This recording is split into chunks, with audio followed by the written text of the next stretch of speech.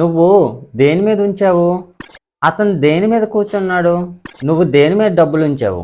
So ఇలా దేని మీద అనేదాన్ని మనం ఇంగ్లీష్లో ఎలా చెప్పొచ్చు అంటే ఆన్ వాట్. ఓకేనా? ఆన్ వాట్ ఒక మీనింగ్ వచ్చేసి దేని మీద. సో ఆన్ వాట్ని యూజ్ చేసి కొన్ని సెంటెన్సెస్ చూద్దాం.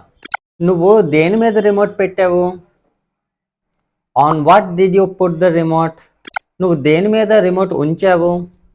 On what did you keep the remote? అతను దేని మీద కూర్చున్నాడు? On what did she sit? నేను దేని మీద కూర్చోవాలి? On what should I sit? ఆమె దేని మీద డ్యాన్స్ చేయాలి? On what should she dance? మీరు దేని మీద కూర్చోవాలనుకుంటున్నారు? On what do you want to sit? ఆమె దేని మీద కూర్చోవాలనుకుంటుంది? On what does she want to SIT? వాళ్ళు దేని మీద కూర్చున్నారు? Comment in the comment box.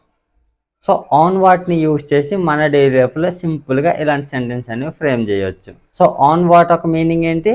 దేని మీద. ఓకేనా? So that's all friends. So మీకు ఈ టాపిక్ యూస్ఫుల్గా అనిపిస్తే లైక్ చేసి సబ్స్క్రైబ్ చేయండి. Thanks for watching.